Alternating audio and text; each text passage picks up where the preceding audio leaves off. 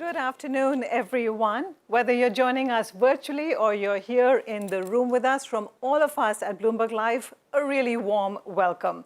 My name is Malika Kapoor. I'm the Deputy Editor of Bloomberg Live. I'm based here in London, but spend my time programming events in various markets around the world.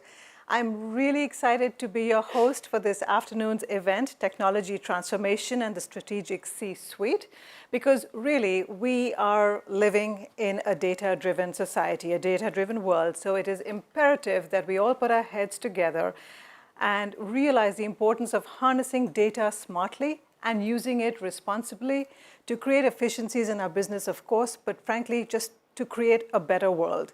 And we're going to address how we can do this with an amazing lineup of panelists and speakers this evening. And we're going to get started in just a minute. Before we get started, just a few quick announcements. Our virtual audience, if you run into any tech issues with audio or video, any tech issues, refresh your browser. If that doesn't work, use the chat box for support. You'll see it at the bottom of your screen. Also, a reminder, you can access an audio-to-text platform that is transcribing this discussion in real time. You can find the link in the session description. And of course, for those of you in the room, you can see it on the monitors on either side. Of course, we do have an amazing lineup of speakers this evening, but we want you, all of you in the room with us, to be part of this conversation. We want those of you tuning in virtually to be part of this conversation as well. So send us your questions. And the way you can do that is, if you're joining us virtually, it's the white tab on the right of the video window. And for those of you here, you see the QR code behind me. Get your phones out, point to that, and that's going to allow you to send in your questions. So please, let's make this interactive. So throughout the evening, send your questions. We'll try to get to as many of them as we can. We're also very active on social media, so join the conversation there. The hashtag is #TechTransformation. I'd like to acknowledge our sponsor, IBM, for making this conversation possible. And with that, please join me in welcoming Jonathan Wright, Global Managing Partner for Finance Transformation at IBM, who also heads up sustainability globally. Jonathan.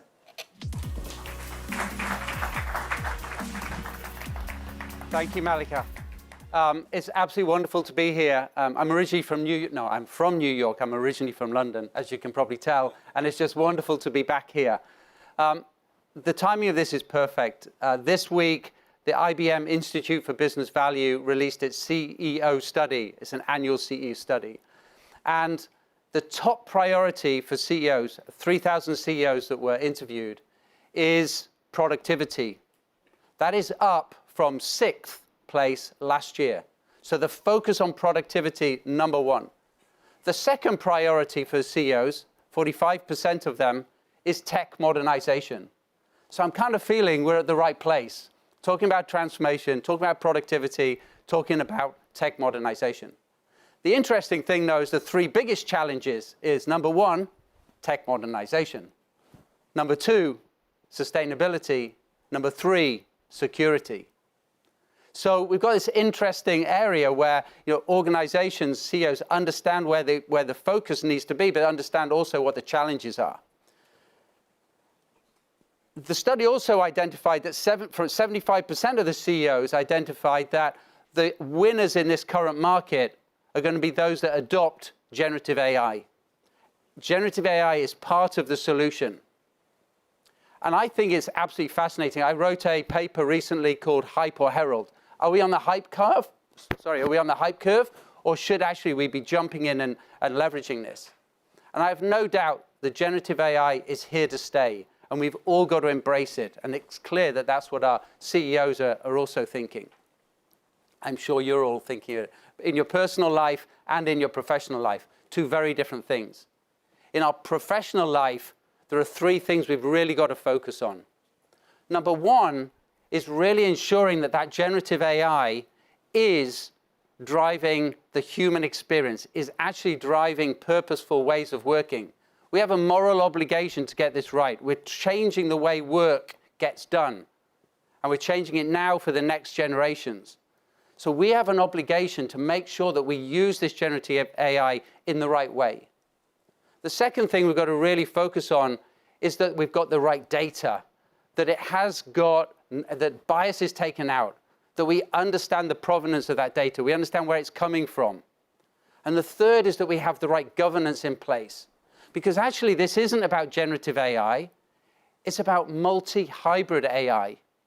We're going to be seeing normal AI being used, right? We're going to be seeing deep learning, machine learning, and generative AI. And we're not just going to be using one generative AI tool. We're going to be using multiple generative AI tools. So we need a platform to control that, to govern it, to ensure that we can make the right decisions with confidence so we know where the data and where the algorithms have come from. And with Watson X, that's what we try to do, that's what we're providing, is this platform to ensure that we have enterprise strength, generative AI, and hybrid AI. One thing I want to make sure, though, is that we don't forget about sustainability. With this focus on technology, with this focus on productivity, it's really important that we understand the importance of sustainability. In a recent study, we identified that those that drive digitization and sustainability are the highest performers. They drive 20% higher revenue, 20% higher margin. This is not one or the other, it's and they come together. And when you get it together, you drive value. It's not surprising, because when you drive and you focus on sustainability, you get the best customers. You also get the best talent. 67% of those looking for jobs start with a focus on sustainable organizations. You get the best talent, then you also get the best productivity, because when you take a focus on sustainability, you also drive lower cost of operations. So this alignment between digitization and sustainability is really important. We've got to make sure that we don't do one or the other. In the finance world, you need to be looking at both the green ledger and the P&L. So with that, I'm going to wrap up. You can get into much more content, much more informative people, and a great dialogue. So I'm going to hand over back to Malika to get you into some action. So thank you all.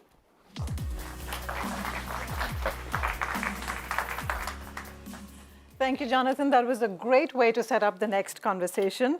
We are going to talk a lot more about AI and data in the coming minutes. So we are all dealing with an explosion of data. Employees, customers, vendors, supply chain, marketing, sales, and financial. Artificial intelligence and other advanced technologies will add even more data to the mix. Frankly, it's all about, right? The more data you consume, the more data you create. In the next panel, we're going to discuss how we can successfully harness all that information to create a holistic strategic blueprint for your organization. So please join me in welcoming my panelists, Bruno Corasola of Hitachi Rail, Ed Briggs of the Digital BT Group, and Rudolf Basson of Siemens.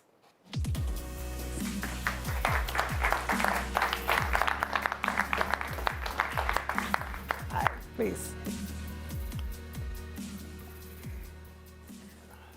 Welcome. Thanks so much for joining us. Data. I have to say, it feels very real when we talk about living in a data-driven society. It's every time we turn on a device, anytime you make a choice, there's some data algorithm somewhere influencing that.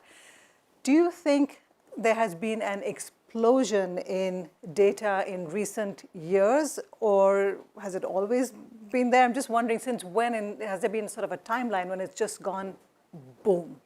Rudy, I'll start with you. Yeah, I'll start. I think there's many things. Maybe the pandemic that we experienced was, helping the digitalization and the acceptance of it. But the biggest impact that I see now is that the integration of IT and OT. And so as the world loves IT, but the world runs on OT, and as these devices are all getting connected, there's a lot more data. I think I did mention to you once that we took an average factory that generates 2,200 terabytes per month. It's a difficult number to grasp. That's more than 500,000 Netflix, that if we were to sit and watch it would take 80 years. So Wow. Just think masses and masses of information that to a large degree are just going lost.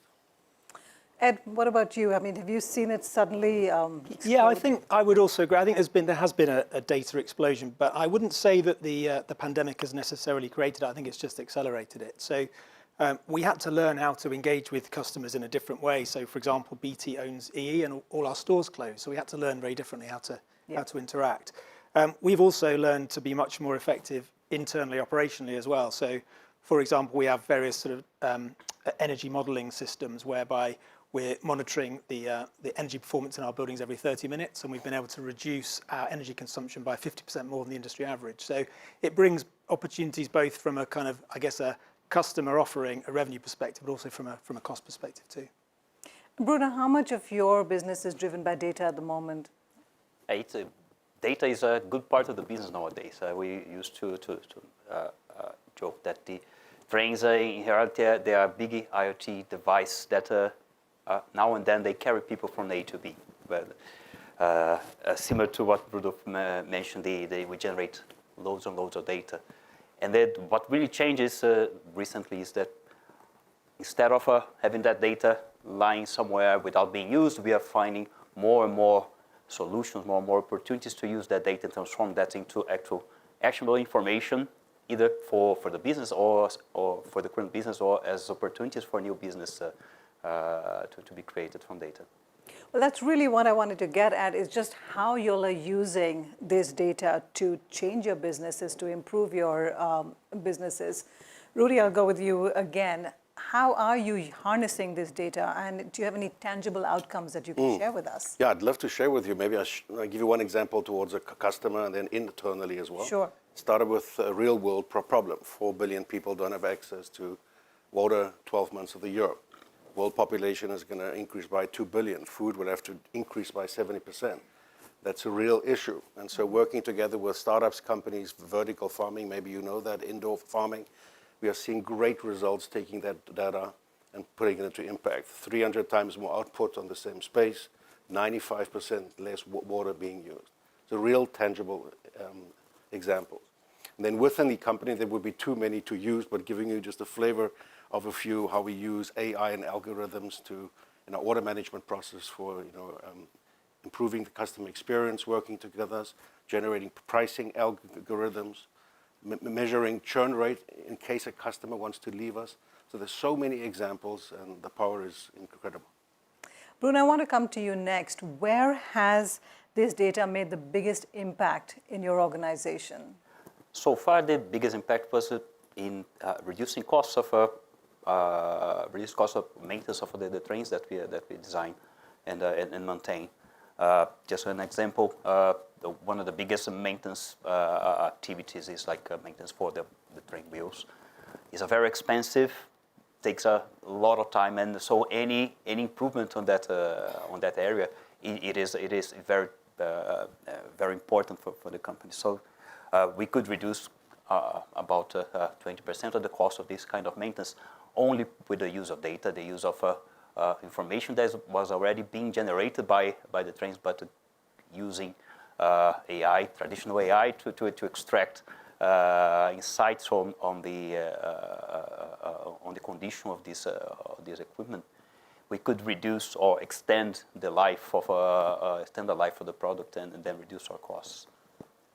And what's the value you get from this at BT?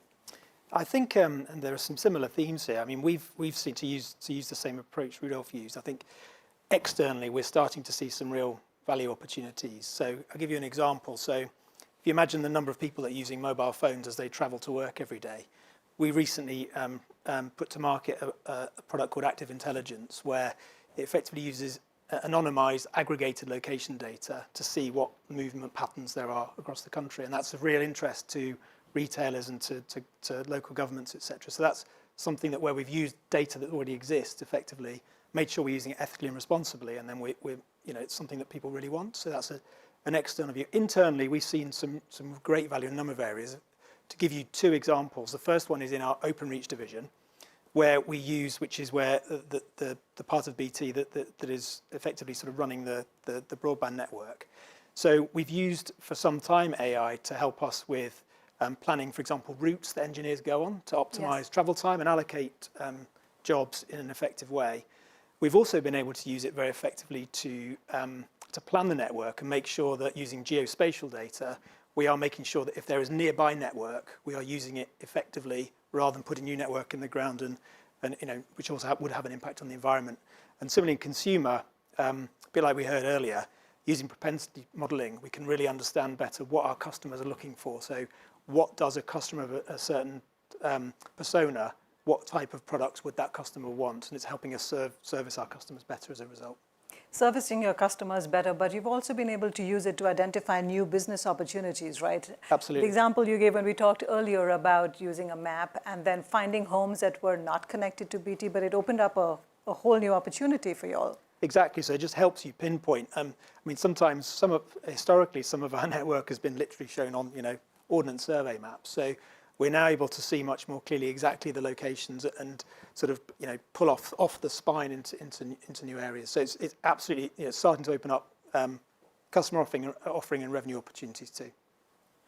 How much have you been able to use this for sustainability, to improve sustainability goals, Rudy? Well, it's something in Siemens we're very passionate about. And, we've developed something called Team Center Sustainability. And what it's helping us do and our customers is that you're bringing in these sustainability criteria very early on in the design phase of the process. So you can model, you can see energy consumption, your CO2 footprint. But that wasn't enough because less than 10% of our CO2 emissions are in our operations. 90% come from the supply chain. So we created a communication platform called Sea Green, which is an emissions tool that on a trustful basis, all these suppliers can interface and share these data. And then out of this combined data, we can take more informed decisions to become more sustainable. Hitachi Rails, how have you been able to use this data to improve emissions, sustainability goals? Similarly, sustainability is a key point, a key part of of our business, and by the use of data, we recently could get certification, for instance, for some of our products, like the PIS 2080 for carbon footprint here in the case that we was the first rail product to get this kind of certification. We are on the path for getting certification for ISO 14067, also for carbon footprint management through the life of the product, while also creating, using data to manage the full life cycle for products. So from sourcing every material that is used in our trains through all their life, their useful life, second life, recycling, and hopefully not sending too much to the landfill, but being able to control and get not only certification, but the important part is really controlling the whole life cycle of all the products that we use in our trains. There's a great question that's come in from the audience. More data centers are required in order to meet the increasing demand, and whether we need data centers or the cloud, we'll come to that in the next round of questions. But the question is, how are we planning to balance this with reducing carbon footprints and enhanced security requirements? Rudy, I see you nod. I tell you what, data security, cybersecurity is of the utmost importance. I think without that, you have no way forward. Siemens actually back in 2018 was one of the first companies to sign up with others in what they called this Charter of Trust. And the intention was to take other companies and governments along to understand the sensitivity, the requirements, and ultimately, secure your supply chain. And I remember quotes back then from no trust, no go. And so I think the fundamental is without cyber security built into your products as well and into your corporate ethics, the data management is going to be difficult. Ed, do you want to weigh in on that question? It's sustainability I think it's a huge thing for all of us. I think we are looking at various things where we can use what we do internally, externally as well. So we're looking to effectively, well, I talked about the energy models. We're trying to make sure that we are selling those to customers as well, because they are things that they are looking for. Also, from a sustainability perspective, things like we're looking very closely at. Well, you're going to come onto it, I think, but Gen AI. So, for example, how can we reduce the number of different interventions that we have to make in our coding? So, could we have some of our coding done by in partnership between the coders we have today, the engineers we have today, and others? How can we then use that and combine that with FinOps activities to reduce our overall requirement on data centers, etc.? So I think if you bring a lot of these things together, you can make a real difference. And I also wanted to talk about, it was alluded to in that question, about privacy, right? With that much data and storage, the issue of privacy is really, really important, as you just talked about. And with BT, I'm thinking that's my phone connection. That's a lot of my personal data. BT probably knows more about my personal habits than anybody else. How do you guarantee that that data remains safe? Yeah, it's critical, as you say. So, an organisation like BT that's sort of got a long heritage and sort of trades on trust and to an extent needs to maintain that. So we spend a lot of money trying to obviously ensure we have the right cybersecurity protocols, but also to help our customers navigate through these difficult times. So to give you an example, one of the things we've done using AI is to enhance our EE spam filter. So E is our mobile network. And we have a spam filter which we've sort of evolved over time, which can now remove about 250 million spam messages a week. So by doing that, we can help with security because you remove the opportunity, if you like, for customers to be drawn into it. But also we can make our customers' lives a bit easier as a result. Bruno, you have the added issue of CCTV footage inside trains, in your stations.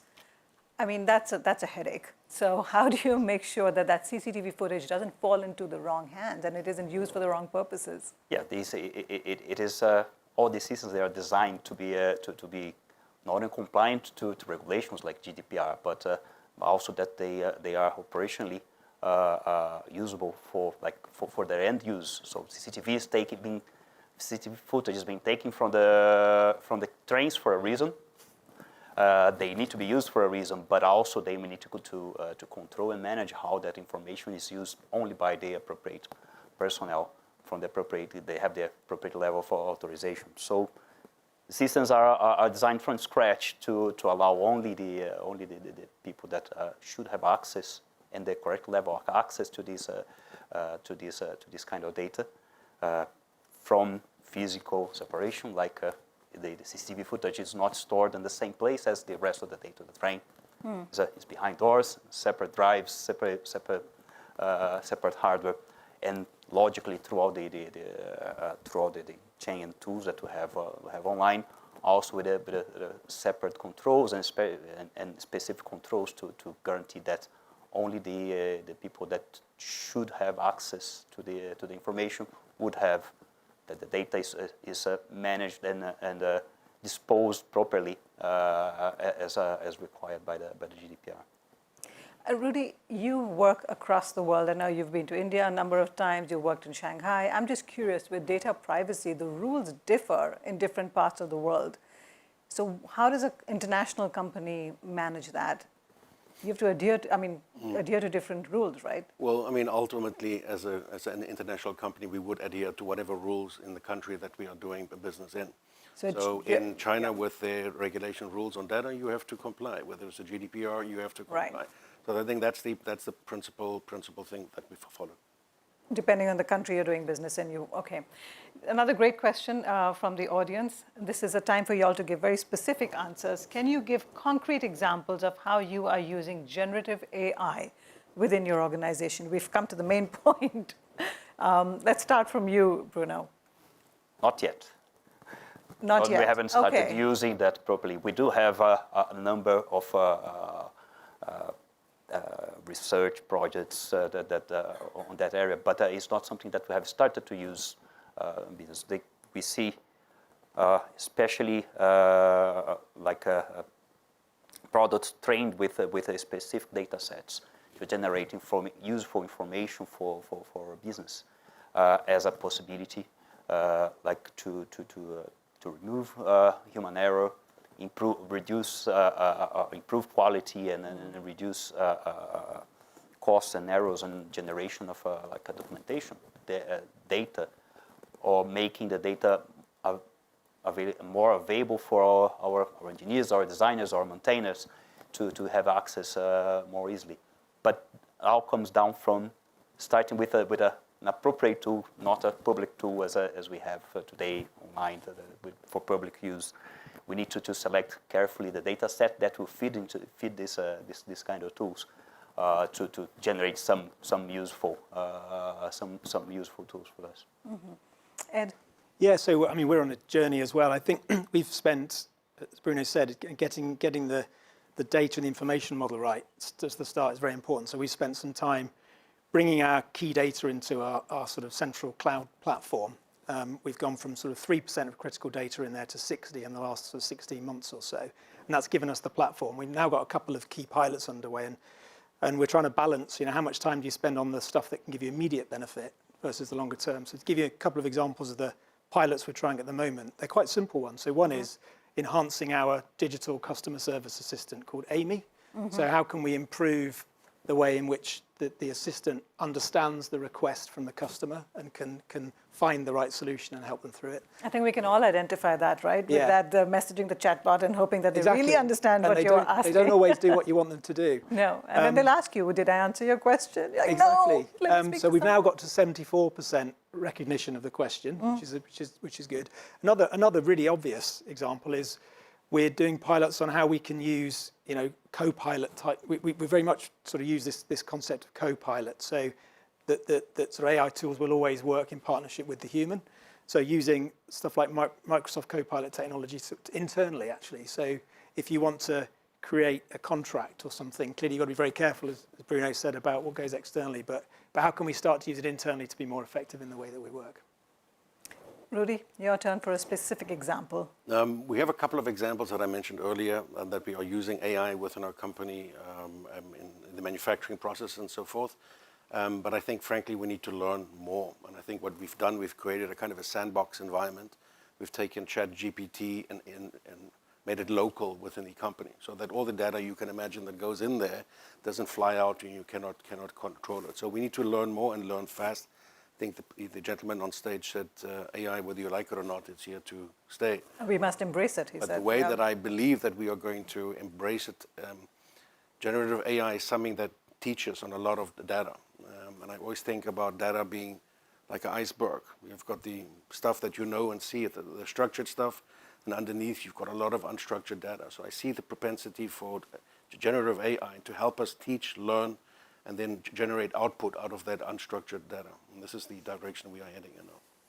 Unstructured data, that's another thing I wanted to ask you all about. There is a difference between structured data, but unstructured data as well, which includes things like weather, for example, or social media traffic.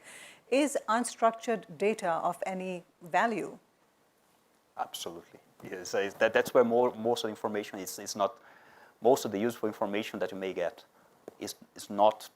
It doesn't come in a structured way. It's being generated from different sources, from different. It's more spontaneous data that you get from different sources. That you don't have a previous agreement on how to structure that data. And so what are some of the unstructured data sources that have been valuable to you? Well, some of them you mentioned weather to match that with the information from the trains that are running, matching that with the information from let's say from sensors that are installed throughout the rail network. That now and then we need to match with the data being generated by the trains to investigate one event or other, or to improve our maintenance process, or to even to think and possibly create a new business from that data. Ed? Yeah, similar. I mean, weather's a key one. So we've used weather for some time to help us understand where faults are going to arise in our networks. Right. I think structured data is becoming sort of less important as AI learns to manage unstructured data.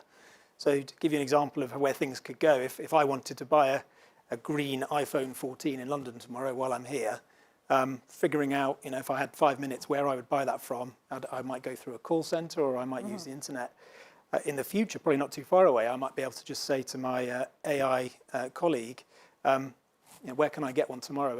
And they can go and find out where I can do it. They can make the appointment for me to go and collect it, work out where the nearest place is, look at my calendar to work out when I'm free, what the appointment is, and probably tell me if I need to take an umbrella. So you can start to bring together all these different things in a way that becomes very usable and immediate for individuals like all of us. Rudy, unstructured versus structured data? You can imagine a factory speaks day and night. It gives Yes. vibration, sensors, temperature. There is masses and masses.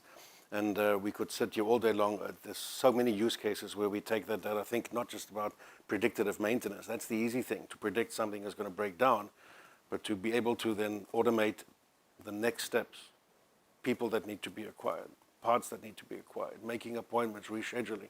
So a lot of this intelligence we are starting to build up out of this unstructured data. But I'm with Bruno. It's going to take some more time. There's a lot of information out there. You know, by making use of all this data, and like you said, a factory never sleeps, right? It's running all day long, all night long. Do you ever find yourself in a situation where you are generating surplus data? You are generating data that's not maybe really relevant to you, but it could be relevant to another company or another industry. Do you share data, sell data? How does that work? I think we need to, Malika, you just took it in an interesting direction. No, I think coming back to trust together with customers, working with them, working with their data, their proprietary knowledge. We need to be very, very, very careful what to do with data. I think what we learn out of data, we can apply to different data sets going forward. But I just want to add one very short thing. I think we spoke about less value out of structured data. At least what I'm seeing now in our company, we're trying to manage our company horizontally. So instead of functional excellence, we go end to end. I don't look at sales, order management, I look at a lead to a cash. And by combining a multiple of that structured data, I'm finding that we can elevate the knowledge that we can learn from it. So it's not just about unstructured, there's magic in structured data as well. Magic in structured data, that's great. Ed, have you had to make any organizational changes within BT to be able to just deal with this massive volume of data? Yeah, I mean, in fact, I wouldn't have a job if we hadn't done that. So the digital division didn't exist 2.5 years ago, and we created it because previously it was sort of embedded in a wider technology organization, and I guess we realized that we needed to do something differently. We needed to create greater expertise to start to sort of build the skills that would enable us to make use of AI in the future. So we absolutely have, and what we have now is a team of experts centrally that manage and build new IT, but they're embedded within each of our customer-facing businesses to make sure that they are putting data and AI at the forefront of new customer products and new services. So we've changed very significantly as a result. Bruno, what about you at Hitachi? Mainly relocating the researchers and engineers that were originally working on very specific, very niche research or products to products that are wider, that are closer to the business, they are closer to products that we can either sell or embed as part of the what we offer to our customers. So what changed really was the data AI researchers. They are not anymore niche research. They would have a very strict coverage or very strict part in the business, and they're coming up and up in the chain, generating more wider, more value-added products for the company. And my last question, we're going to be out of time very soon. So quickly, Rudy, talk to me about changing mindsets. Your company is 175 years old. It is steeped in tradition. And what we're talking about today is something that's quite forward-looking. How do you change mindsets? Exactly. I mean, on this becoming a data-driven company, we have 4 different dimensions, and one of them is this culture and this mindset. And I think if you reflect on that, everyone's okay with change as long as somebody else changes, right? And so getting into that right mindset. You ask structure, I don't think there's the right structure for any company. I think there's the right mindset, the right culture that can help us propel in this digital age. Gentlemen, thank you so much for being with us today. Thank you. Thank you. Thank you. And I'm now going to hand it over to IBM's Sachin Kumar for a conversation with his colleague Jennifer Kested.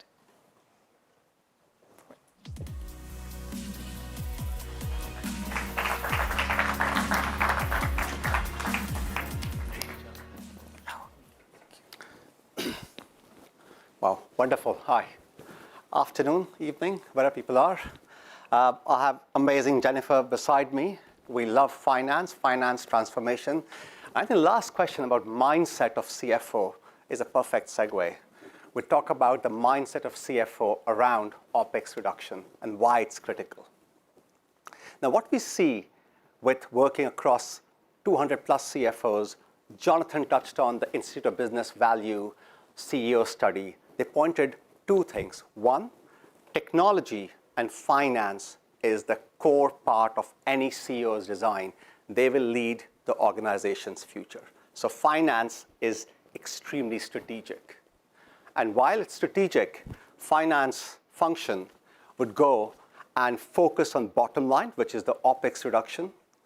They are primarily driving the revenue growth.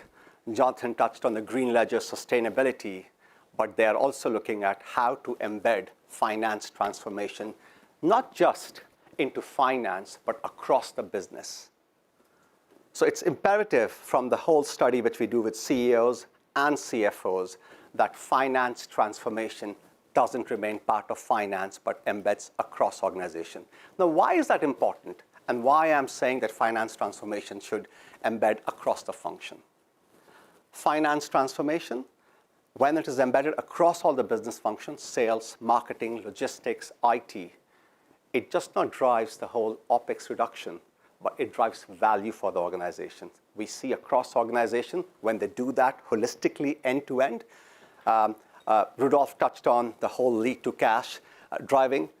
It drives not just the revenue growth, but we see at least 20% improvement in EBITDA over 3 to 4 years. So I will leave that thought to you that the mindset of CFO is quite important. It's just not about OpEx reduction, the revenue growth, becoming the green sellers or the change agent for sustainability. We heard about the use cases for AI. The finance function will go and look at entire gamut of activity. Now, it is easier said than done. How do you do that? How do we help CFOs become successful? And as I said, my wonderful colleague Jennifer will go and talk about how to make it happen.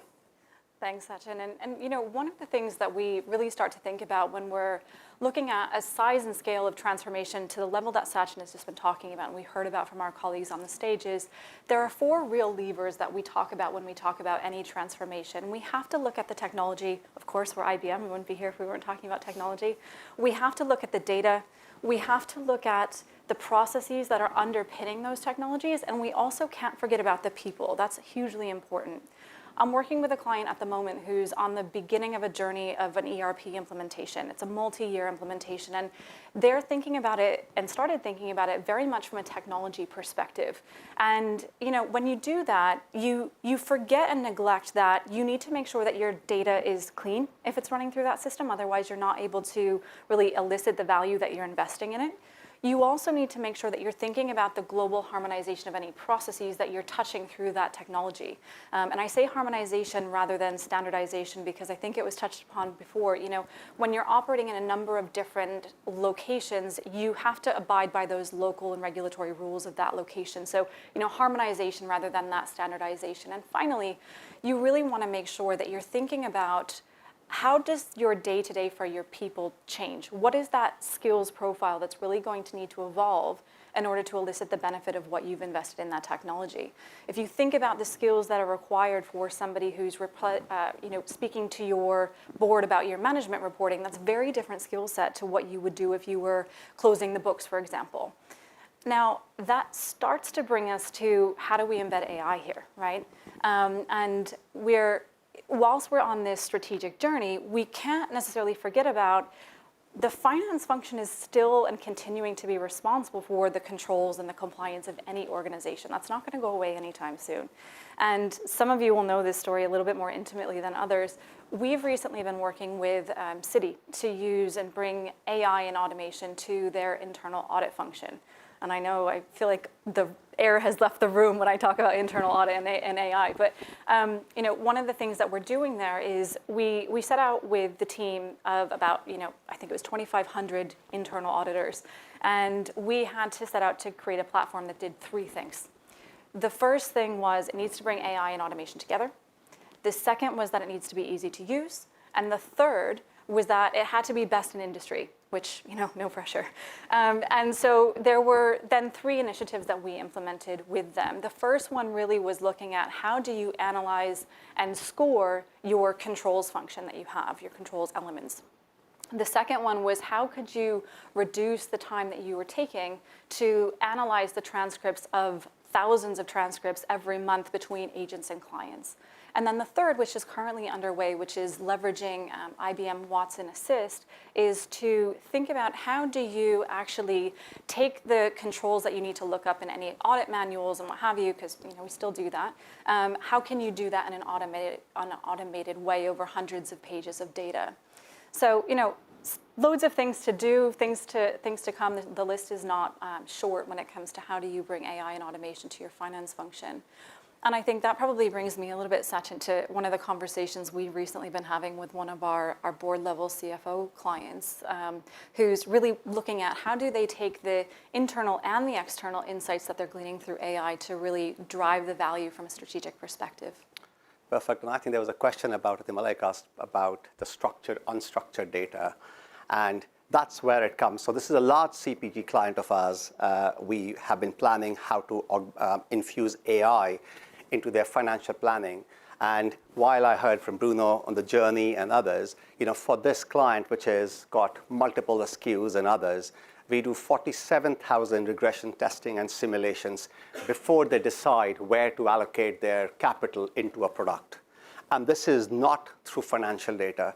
I know I'm not supposed to ask questions here, but most of the controllers, CFOs here would know their financial information by heart, the robustness of the balance sheet, cash, how they close. But if I may ask as such, what's the sentiment of a product?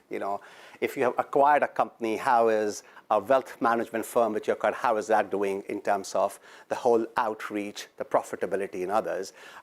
Is your product being treated by a group? Is it sustainable? Is it green? The impact on society? So there are various external information which is not financial.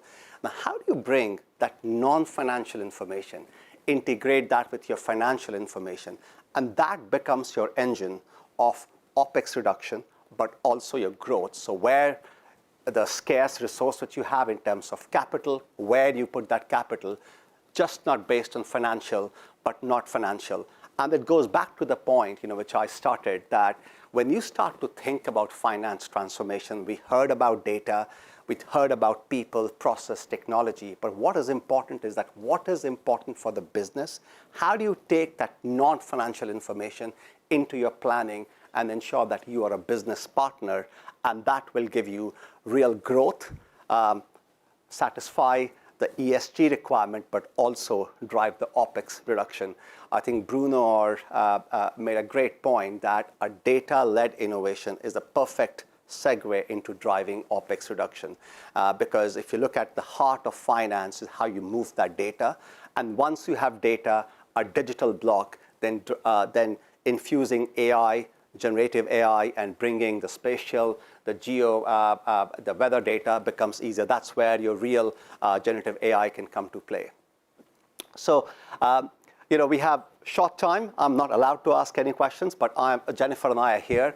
I hope we wanted to give you a flavor of that when we think about finance, we think about finance transformation. Just don't think about, from all our studies with CFOs, CEOs, that finance transformation is embedded across the function. That's where you start to go and drive the revenue growth, EBITDA growth, and in that process, deliver the OPEX reduction, which is give and taken. Yeah? And then once you create digital footprint, the journey, which all our colleagues spoke about to generative AI, becomes easier. So again, we are here for any questions and for any follow-up. That's a wrap from us, and thank you.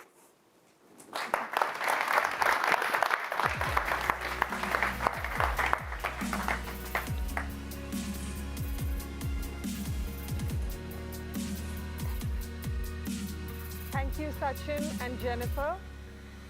Good evening and welcome. I'm Ruth David, London Bureau Chief at Bloomberg. And joining me is Gary Kotowitz, Chief Data and Analytics Officer at Dun & Bradstreet. Gary.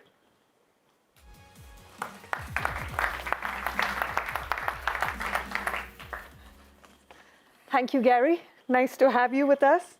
Now, for those of us who are kind of lay people, data, without us even thinking about it, guides so much of what we do, from our fantastic Bloomberg terminals, which you were familiar with, having spent 2 decades at this company, to the taxis we order, or the taxis we try and order, if you've tried doing that in London at rush hour, to the online takeaway food delivery that we do. But You have a front seat view into all of this, given your role.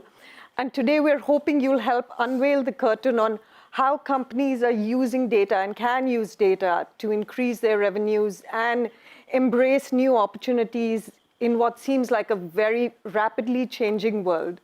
So to start off with, what does a day in the life of the Chief Data Officer at your firm look like? It's a very big question. So it really depends on which Chief Data Officer you are and which company and what your particular function is.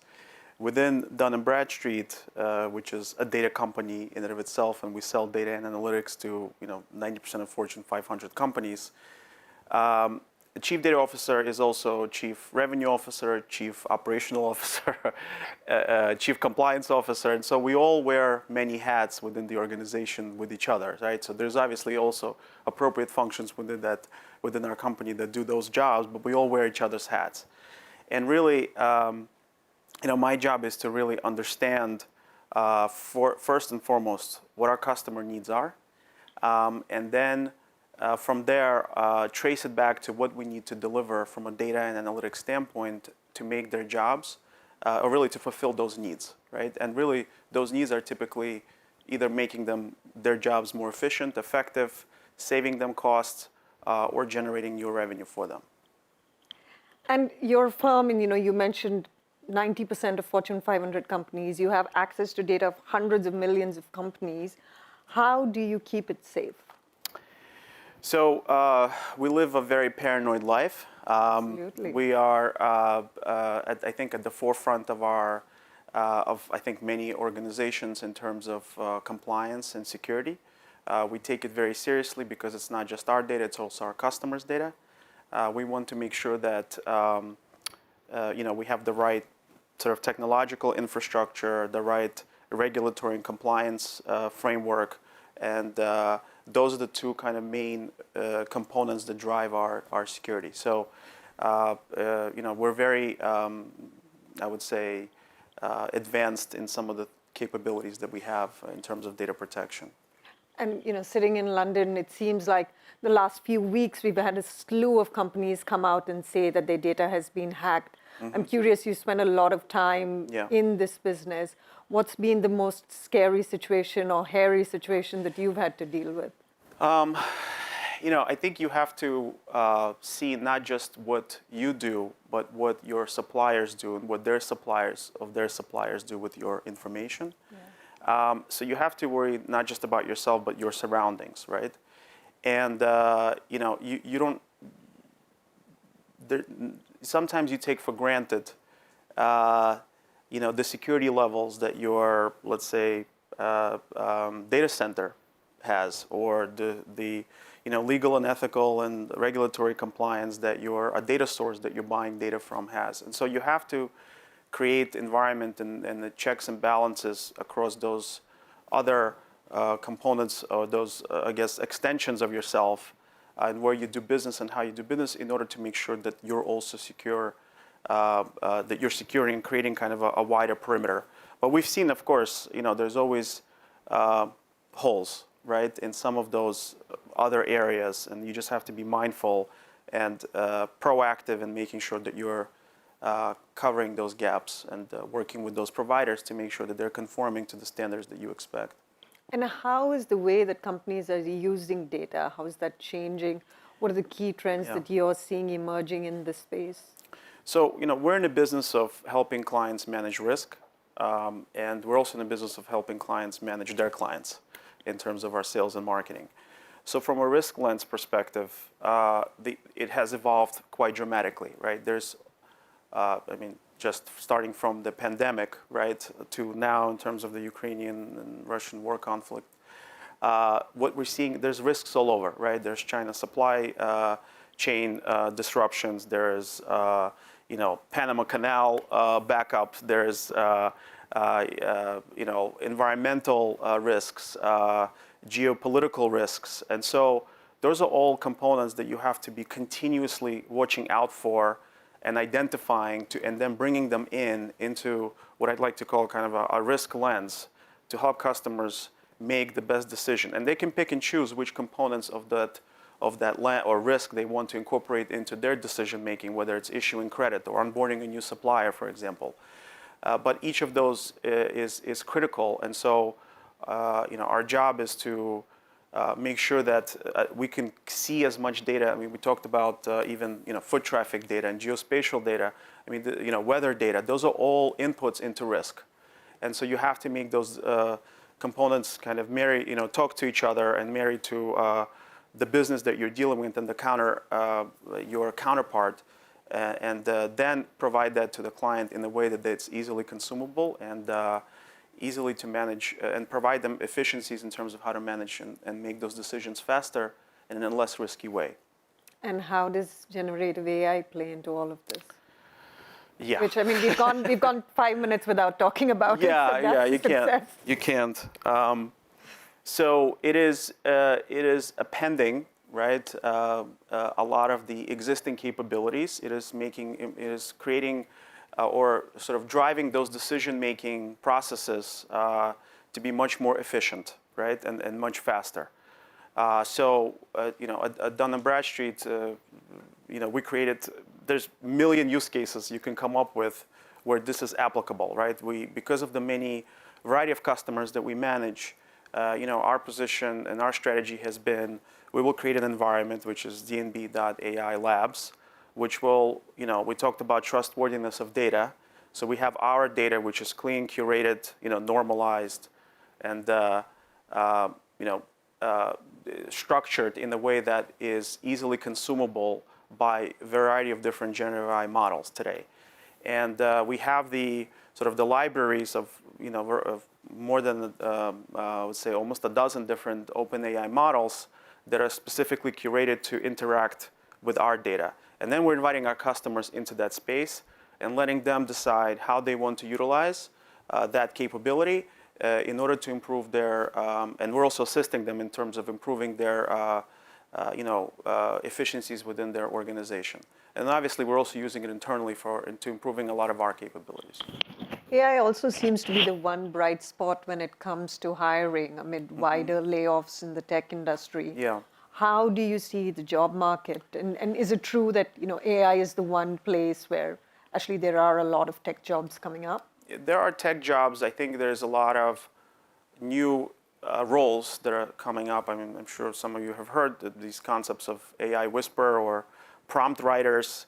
A lot of people are hiring. And so what they are is basically subject matter experts that have some technical capabilities, some data science capabilities. But really their purpose is to understand the use cases of that customer and I would say drive the AI to fulfill the particular needs of that use case. So there's you're taking a lot of the business analysts and the subject matter experts who are now training up to be, let's say, writing in Python code or other types of languages that this kind of environment allows you to, or the languages that you need to use in that environment, and then you sort of curate and help within your own organization become more efficient. So there is definitely a shift, what I see, but I also see that this is appending existing skill sets, not necessarily replacing them. And are you seeing a lot of applicants from people that don't have any experience in the industry but are thinking, what? Yeah, they're hiring? We've seen that in the past as well. There's been these concepts of they call them technology boot camps, where people from accounting or from HR, from completely or even from previous lawyers, right, that are deciding to change their careers and go into more technical skills. So there's data science boot camps, there's technology boot camps, and actually people hire from them because a lot of candidates come out pretty experienced and at a much faster rate. And how does working in your field play into the return to office theme? Is it so, are you all doing now 5 days a week back in office, or are you saying that because the kind of data we're dealing with is so sensitive? Yeah, I mean, I think it depends on the role and what you do, but data transfers is obviously a big deal. And protecting it and keeping it in the places where it needs to be is extremely critical. So having people in the office that are handling that data on that location is also very critical. And obviously, remote access becomes more and more complicated, I think, especially to the more sensitive data sets. But there's a lot of technologies that let you do it in a very secure way. Nonetheless, I think it is important for people to stay closer to where the data is. So what are they doing in terms of return to office? We're doing 2, 3, 4, 5 days a week, depending on the region, depending on the market and the particular use cases. We don't have a broad sort of, I would say, general edict. Yeah, across the board. So. And who would you describe as your biggest competitors in this market, and what is Dun & Bradstreet do to gain an edge over its rivals and to keep that competitive edge? So it depends on which area, right? So as I said, we service multiple different use cases. For credit decisioning, for example, or supply chain. I mean, we see there's multiple regional market players that are competing in our space, and then in sales and marketing is another kind of multiple regional players that are competing in this space. There's a lot of startups, right, that are always out there, just like probably at Bloomberg too, they're competing. And I think you have to stay nimble, you have to stay dynamic, you have to be innovative, and you have to appreciate and understand your customer and not take anything for granted. And we are very deeply embedded into many customers here, sort of infrastructure and their workflows. That is an extremely important aspect of what we do. So we're not just a analytics provider, but we also master a lot of the data that clients have and help them clean and normalize and ingest data inside their workflows. And therefore, that becomes almost like our data and our DUNS number is really what becomes the core of a lot of the functions and makes a lot of lives easier for a lot of our customers. So really, our job is to continuously enrich that experience and continuously make their lives more efficient, productive, and drive revenue growth. And in this market, which the conditions are tougher, financing markets are harder, are you seeing money for these startups fade away? And so companies coming to names like yours, which have been around for so many years. Yeah, the credit market is tightening in the I would say general investment space. The valuations are different in many of these startups, and yes, the funding is a little bit more difficult to come by. I mean, nonetheless, you do have things like Gen AI that are letting people create new capabilities at a lower cost. But still, it is a bit of a different market now with rates and being higher across the world. So. And it's a different market in your favor, arguably? Yeah, I would say so. What is your company's approach to this very thorny question of data ethics, and what are the biggest challenges there? How do you see that evolving? The biggest challenge is navigating through regulations and understanding the intricacies of each particular law and rule, not just the one that's already in existence, but the ones that are coming up. Creating an environment and an infrastructure to be able to conform and comply to different laws and regulations, whether it's starting from GDPR to individual state laws on data privacy within the states, or China, or there's dozens of them. So the challenge is to really be able to see kind of forward enough. Or have a significantly forward enough looking kind of perspective that where you can architect things in a way that's dynamic enough that it can accommodate the changes that are happening. And I think also with Gen AI, there's another dozen or so new regulations that have come up. And so you now have an additional layer of client privacy, but also the ethics and sort of the ethics that are incorporate on top of that in terms of how to incorporate and use these capabilities. I mean, we talked a lot about that, and that is becoming an increasingly very important and critical component is, client privacy, ensuring that you're getting the cleanest input into your Gen AI model. So the data and the trustworthiness of data is becoming very, very important. And so, I also think that especially somebody like Dun & Bradstreet, where, this is the core of what we do, which is the clean, trusted, data. It's easy for us to scale and, infuse our data into these capabilities where our customers can take most advantage of it at a much faster rate. I mean, we're seeing that already in many cases in terms of results, in terms of the validity of the question that the validity of the answer that you get, and the truthfulness of the answer that you get when you ask, when the Gen AI model is using the trustworthy data versus publicly available data that's out there. Got it. And is geopolitical tensions making that harder to navigate because you have to do it market by market? Yes, we're seeing market by market new regulations coming up related to this topic. So there's UK, EU, US is writing one. I think there's Brazil. It's basically going to be the same thing as client privacy and data privacy in terms of emergence of new regulations and requirements. And I think it's also going to evolve because the regulators don't really know yet how this is going to evolve and where it's going to come out, right? And what the impact of it will be on general humanity and business, obviously. I know we're running out of time, but since we are sitting in the Bloomberg building, I have to ask you, 2 decades at this company, what have been your key learnings, the good and the bad? The list is very long, so I didn't bring it with me because I would have to read for the 20 minutes. I think the first is obsession with your customer, humility, humbleness, and extreme attention to detail. And these are kind of hard work. These are all the things that have held you in good Absolutely. stead. Absolutely. They're very transferable. In terms of work experience, would you say that has been your most transformative? I mean, just 20 years is a long time to spend at a company. Yeah, I mean, it was easy. For me, it was easy because of what I learned here and able to apply a lot of those, both culturally and just from a general skill set perspective. A lot of it was very applicable to Dun & Bradstreet. So. And I have to ask, do you all have as good pantries as we do? We're working on it.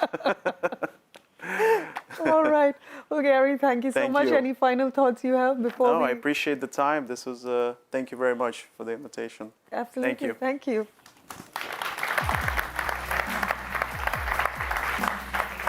I'm going to hand over to my colleague, Amy Thompson, who is our team leader for TMT in EMEA. Amy. Hello. Hi. I'm Amy Thompson. As Ruth just said, I'm the team leader for Bloomberg's technology team. I am very happy to welcome you to the final panel of the afternoon. I'm the only thing standing between you and cocktails. This afternoon, we're going to talk about the strategies that organizations are using to cope with and take advantage of the explosion in data coming from advances in technology like AI, which may have come up a few times already, the blockchain and the Internet of Things. To discuss this with me, please welcome the BBC's Storm Fagan, Tim Gude of Volkswagen, and Joe Riceborough of Lloyd's Banking Group.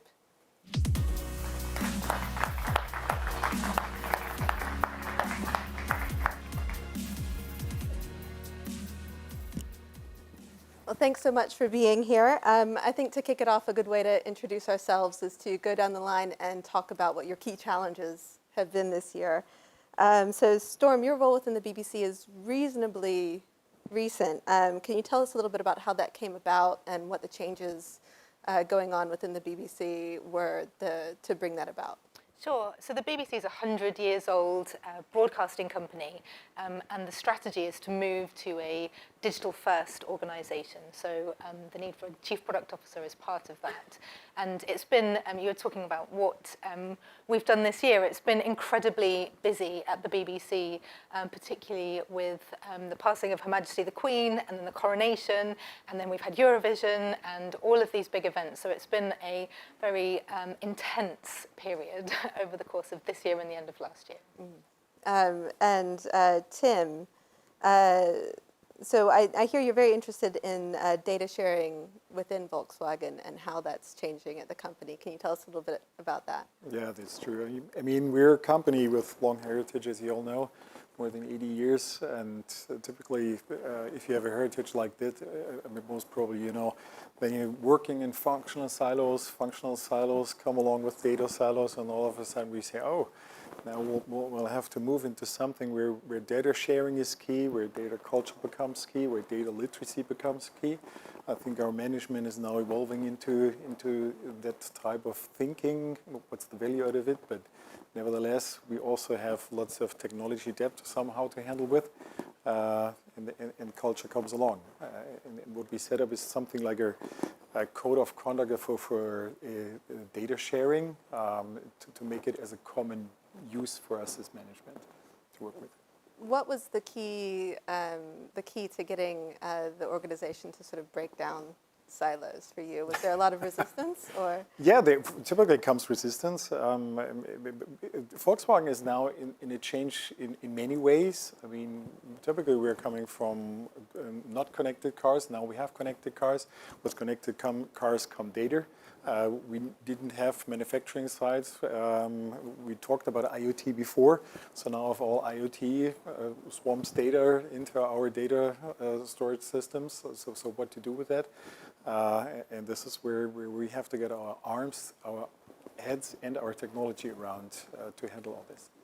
And Joe, does this sound familiar? What have been sort of your key challenges at Lloyd's this year? So my role as data management lead for the group is relatively new. Lloyd's want to be a data-driven organisation. And for those in the room today involved in financial services, they will understand that it's a highly regulated environment. So one of the key challenges for me and for the group has been trying to keep up with the pace of innovation around data with the management and control aspect. So that's been one of the key challenges for me, making sure we understand our data and we're controlling our data as we're using it in different ways. The other thing is keeping pace with the regulatory landscape. So we've talked a bit today already about ethics and AI. So it's just about being really proactive about thinking about how those things are going to impact the organisation and what we need to do from a customer perspective.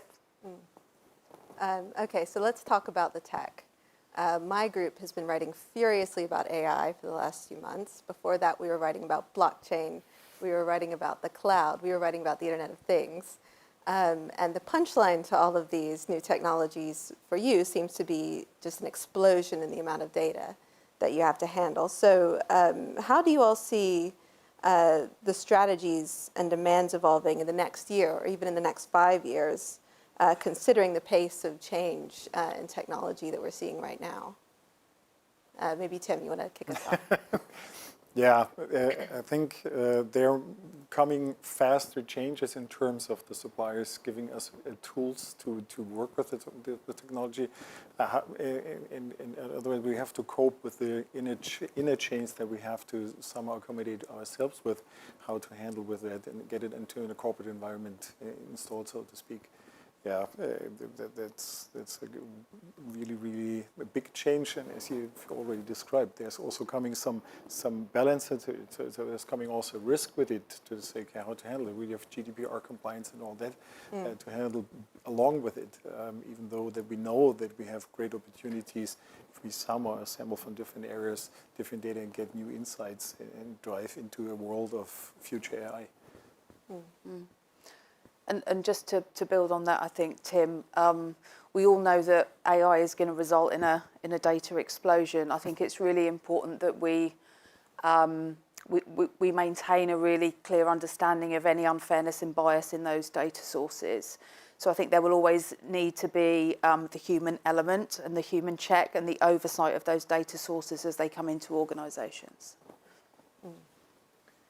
Yeah, I mean, both of those things resonate massively. The sort of proliferation of tooling and then the risk management and the governance side of things. I'd say the sort of added bit at the BBC is then what that means externally. So because we're a news organisation, that level of trust in the news that we produce, what people think about misinformation, what does that mean for our business is massive. And that's something that we've been looking at for a long time. And what's exciting now is that there are these user interfaces that mean that everybody can kind of have access to AI and play around with it. The risk associated with that is that there is now an explosion of misinformation. And so there are news stories that aren't real that are then shared and go viral, and having that kind of source of truth and trust is incredibly important. So that's, along with the sort of business operations side of things, how we make sure that we've got provenance and authenticity and people can trust our news is something that we're taking incredibly seriously.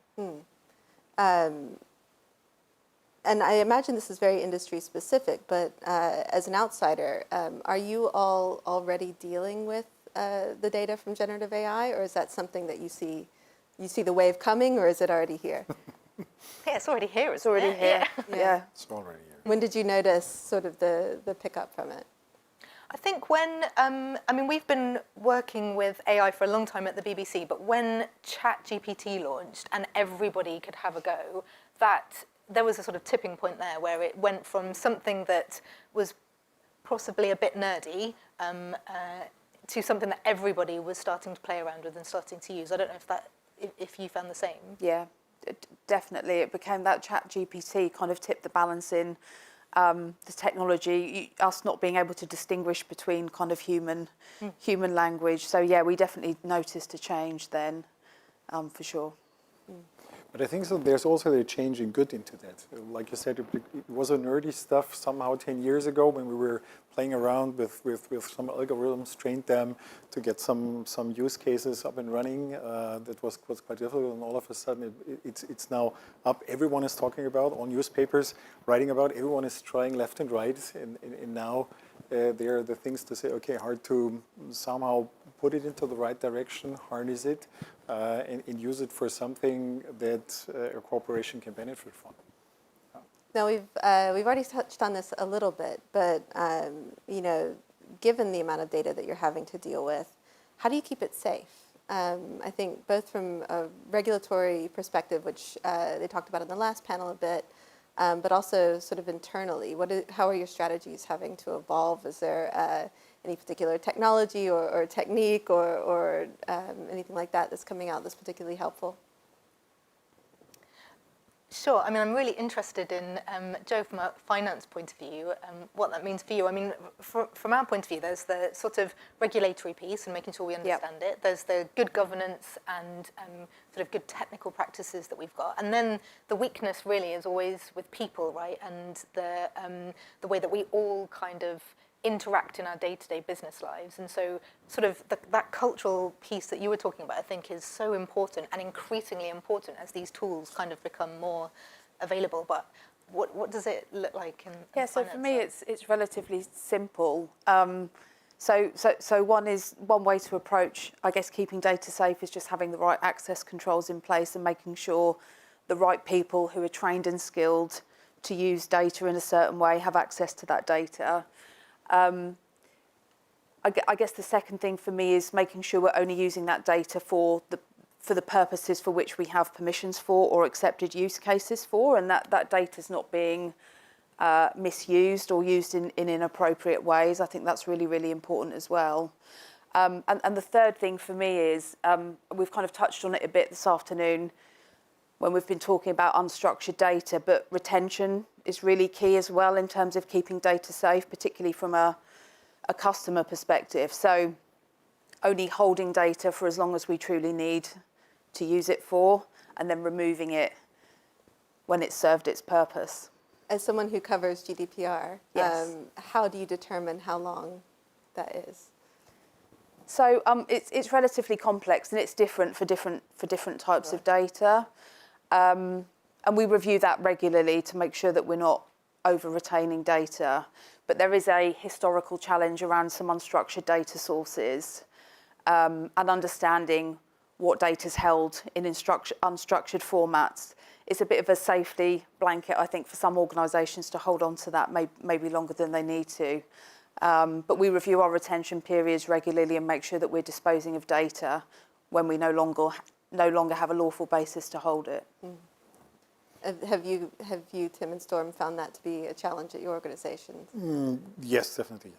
I mean, GDPR is around, so safeguarding those data, being compliant to the rules that we have to apply to, in terms of what type of data we try to handle from our customer perspective, but also from an internal perspective. I mean, safeguarding data was something from IT security perspective always at top of our mind, because you don't want to have any data breaches in your factories and get some ransomware somewhere running. So cybersecurity is coming now from an on-prem side also into our connected cars. That's the most important. I think nobody wants to be hacked in his own car.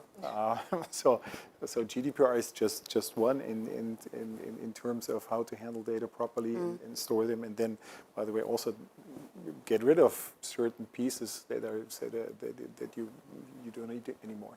Yeah, definitely. I think what is exceptionally challenging, probably for most organisations, irrespective of the type of organisation, is the balance between meeting the principle of data minimisation as compared with this data explosion that we're now talking about, where the more data we have feels like a really powerful position to be in. But then you've got the other side, which is the lawful side around, having minimal data to kind of serve customers. So I think that's a really kind of difficult, challenging position for organisations to be in. How are you approaching it? It's difficult. We have the right kind of checks in place, the right kind of compliance checks in place. So for a number of years now, we've been doing data protection impact assessments. We're now including ethical impact assessments in all data use cases. So it's just kind of constantly keeping that balance of, meeting the essence of compliance and legislation with, not being behind in terms of innovation, and making sure that we can use and exploit that data in positive ways. Mm-hmm. Does that sound familiar? Yeah, really familiar. I mean, that data governance, like risk and compliance piece is super important. And that balance, it's quite dynamic, right? That balance between that defensive versus offensive data position. And then I think the other bit is from a sort of end user point of view, that it's quite complicated and for some people quite boring, and not necessarily understanding as technology changes, as laws change, like what does that actually mean for the end user? And so you end up in this interesting situation where your user experience, your external facing user experience has to change to reflect what's going on. But there isn't necessarily that understanding at the sort of user end about what does that mean for me. And so that point around, what's the right amount of data to hold? What does that mean? Some of it's amazing because it benefits the user experience and gives you so much value. But how does a sort of individual understand what it means for them? I think is going to be a really huge challenge over the next few years. Yeah, the question of data ownership and who owns my data. Do I own my data? Do you own my data? How is that evolving right now? Because this is a debate we've been having for a long time now. How do you see sort of that debate changing within your organizations now? Well, there's some really interesting sort of emerging things that are coming out. So things like personal data stores, for example, or data trust that kind of put more of that ownership and control back to the user, I think is really interesting. And then the impact of that on businesses and how businesses interface with each other, I think will be fascinating as that kind of changes over the next few years. I think so. I've always approached data ownership from a perspective of the end customer owns the data. We're just looking after it for them to kind of serve a very distinct purpose, whether that be a product, for example, or a service that they are interacting with us about. And I think the the change around consumer duty will just reinforce that actually the data that we hold, we need to do the right thing by the consumer in all cases. And I think that will continue to drive that perspective that organisations don't really own the data. It is the customer or consumer that owns the data. I mean, would a data store type situation make your job infinitely harder? How would that integrate with what you're doing now? Possibly. It possibly might make it more challenging. Yeah. Interesting. Okay. Kind of bringing it back to tech, looking at the rise of decentralized technologies like blockchain, for example, how is that impacting data integrity and trust and transparency as far as you're concerned? True. I would say blockchain in terms of a distributed ledger technology is something that you typically try to cope with or implement somewhere where you want to have a trusted source of data, that it's not falsified, in a technical speaking. But actually using distributed technology or a central technology in terms of encryption, that things, it's always something, is really blockchain the only way to move forward? It's always about, do I trust the data that I have? Is this something that I can pass on? It's not falsified in these things. So somewhere you have to balance. I think from a cryptocurrency perspective, there's a real, I would say, convincing use case how to apply it. Maybe even for contracting, for autonomous contracting. I mean, we are thinking about things like, imagine you have a self-driving car who is electrified and who needs charging. So who is going to make an invoicing and who is going to make the contract with the provider of the electric station? So those are the things where we are trying to experiment to say, okay, how is this technology? Is this something that's useful? Because we have an open space out that's not regulated for the time being. It's not a human being making a contract for those things, but it's future looking in that perspective. Storm, I was talking to a partner at a venture capital firm this week who wasn't a particular fan of the media. And he said that he thinks that we should all put our articles in the blockchain so that people can see exactly what our track record is as journalists. I mean, you're talking a little bit about the trouble with telling true stories from lies, from fake news, from disinfo. I mean, is there any merit to that? Yeah, there is. I mean, we're looking at how we verify and watermark, particularly our news content, because I think that is increasingly important. The challenge is, blockchain is just one way to do that, and there are some scalability challenges there. So it's not something that I would say is mature as a solution. But I think that sort of provenance and authenticity piece, I think that's going to be critical for media organisations in the future. It's a really interesting problem to solve, I think, and one that's quite important. Are there any other technologies that you're looking at? You mentioned watermarking, for example. Yeah, I mean, some of it comes down to the processes and workflows within our organisation. We've just launched BBC Verify, which is really making sure that trusted journalistic element is really strong. And then it's about where we've got technical solutions, what are the right things, what's the right way to go about it. And part of that is around the, as I said, the sort of understanding at the user level. There's an education piece, I think, as much as there is a technical piece around how do I identify fake information on the internet. And that's as much around sort of phishing, right, as it is around news. And I think blockchain is one way to do it. It's definitely an interesting one, but at the moment it's a little bit more on the education side of things, because I think that the technology is still kind of catching up a little bit. Interesting. Okay. We've got about 5 minutes left. It looks like we've got a couple of questions perhaps from the audience. I think there's a QR code if you want to submit some. So I'll go to this one. So how does AI and human capital intersect? How does this impact training? And will reporter jobs be replaced? This may have come from someone at Bloomberg. What do you think? Well, I can answer the reporter jobs bit, and no, reporter jobs will not be replaced. I think it comes back to that point around co-piloting that came up in a previous session around, I think AI can add and can help make increase productivity and increase efficiency and help scale content. But you're never going to replace the kind of skills of a human reporter. So I feel like there's quite a lot of fear at the moment around, is AI going to replace jobs and some quite critical roles? And I don't actually see that at the moment. I see it more as it can make you as an individual more productive rather than it's going to replace you. And Tim and Joe, do you have any thoughts about sort of the training angle and the recruitment angle? Yeah, definitely. I think you need different skill sets in your company if you want to handle AI.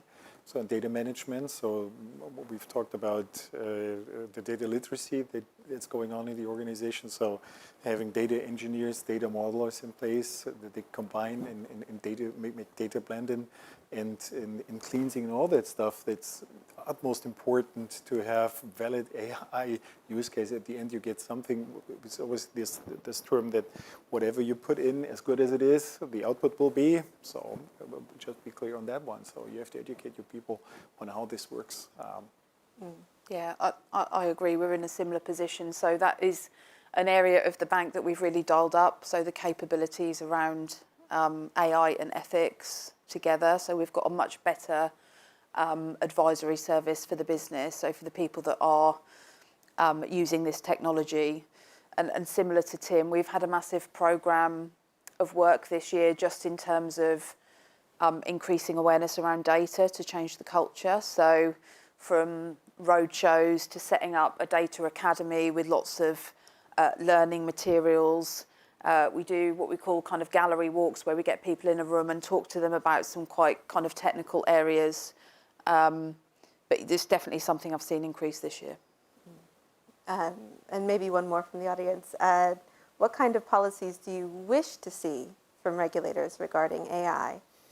Are you happy with the AI Act that's being proposed in Brussels? I'm not quite sure. I mean, there are good pieces in it.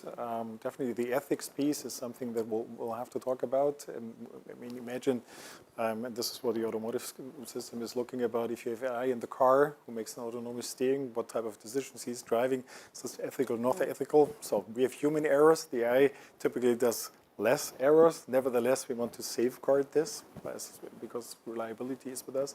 And from an intellectual property perspective is quite interesting. What happens if we give data to a company who trains his generic AI to that, who owns then the knowledge the AI is trained with? So that's something that's not solved yet. If you give corporate data to someone, whatever it is, it's your intellectual property you give that the AI is trained on. So how to handle that? Yeah, I mean, I think that having some really clear guardrails around ethics and AI are really, really important from a regulatory point of view. So from that perspective, I kind of welcome an act around it.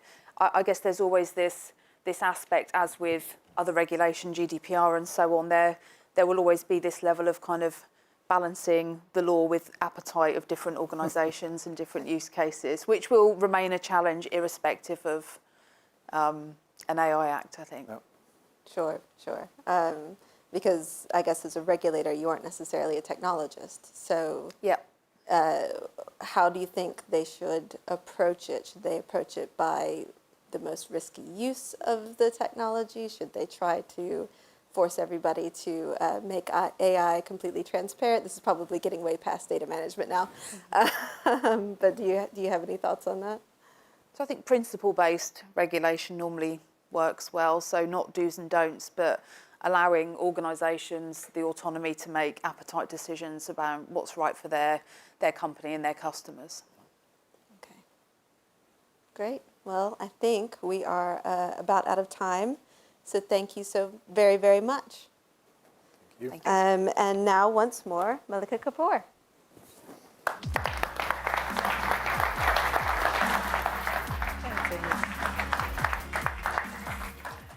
Clearly, I'm very relieved to hear that reporters aren't being replaced anytime soon.